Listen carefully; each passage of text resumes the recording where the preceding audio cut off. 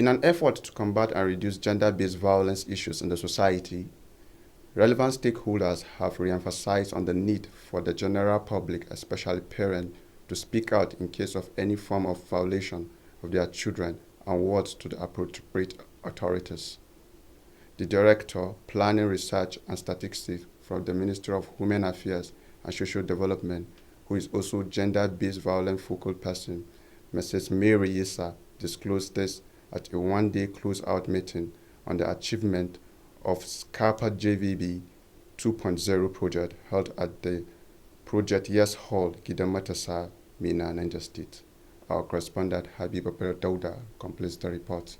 Mrs. Mary Yisa said, with the coming of the project in the state, women can now speak out on issues of gender-based violence, including those in the rural areas, stating that people are now aware of GBV and the laws, saying that ignorance is never an excuse for anyone, and if all adhere to the rules of the society and respect themselves, the society will be free of all sorts of problems. Great success stories in Niger State because we have incidences of resolved cases, people that have been apprehended, people that have been given justice, people that have been given empowerment due to the fact that they've been violated because they are not economically empowered and the rest. A lot of success stories. Okay. Speaking on the sustainability plan for the project, she called on more partners and stakeholders to do their best in ensuring that Nigerians unite against GBV by using the VAP laws being used on related GBV cases to ensure speedy judgment, by saying that the SCAPAGBV project in Niger State needs to be sustained. In their separate remarks, the Director, Women in the Ministry of Women Affairs and Social Development, Larry Ibrahim, and Hassana Meyaki from the National Human Rights Commission Niger State Office said,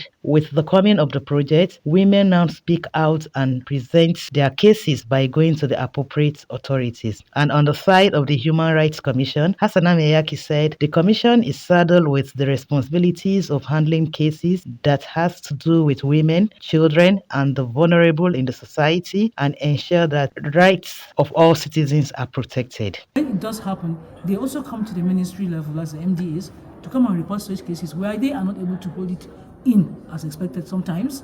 When they do that, we as a ministry now come together and say, okay, how do we go about it? What do we do? Where do we do? And then we refer where necessary. Like we have FIDA here, is also part of the GBV team under the VAP law that is on the ground. So with our SCAPAGBV 2.0, I believe more can be done. We are not tired. We still want them to assist, and so that we can expand it more. Gender-based violence is kind of one of our traumatic area in which the Commission is seriously looking into that. It doesn't take any case of GBV with laxity. You know, gender-based violence, mostly women and children are the victims. So the Commission, in handling such cases, we are saddled with, just as I said, with the power to enforce the law. So when we are confronted with women and children issue, the first step to take is proper investigation. When we carry our investigation, sometimes we go to the field, sometimes we even initiate such complaint by seeing what is happening within the community or within our environment. We sweep into action. How do we sweep into action? Just as say, we investigate it, and when someone is guilty, what we do, we ensure that the perpetrators are being brought to book. Speaking earlier, the state project coordinator, SCAPAGBV 2.0, and executive director, Global Promoters for Community Initiative, GPCI, Mr. Olasukomi Kalejaye, said the goal of the project is to strengthen the capacity of women and selected community leaders in identifying, preventing, and combating the incidents of GBV effectively, adding that the Global Promoters for Community Initiatives is the implementer of SCAPAGBV 2.0 with support from the Nigerian Women Trust Fund.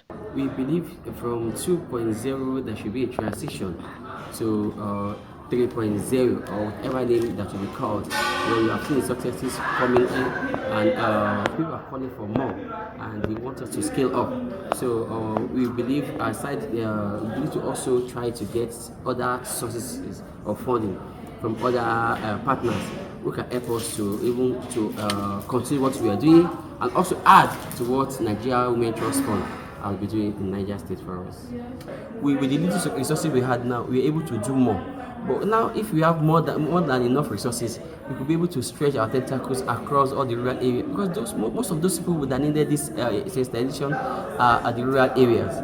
But due to the paucity of funds, we cannot reach this area. Rather, we leverage on our on the wings of the media through their own publication and fly to that area. He commended the stakeholders from various sectors that have joined hands in the fight against GBV since the inception of the project by saying that with the success stories recorded, there is need for it to be sustained by achieving zero tolerance in future. The program featured goodwill messages from partners, next steps, and group photograph. From Gida Matasa, MINNA Habibadoda reporting for NSTV News.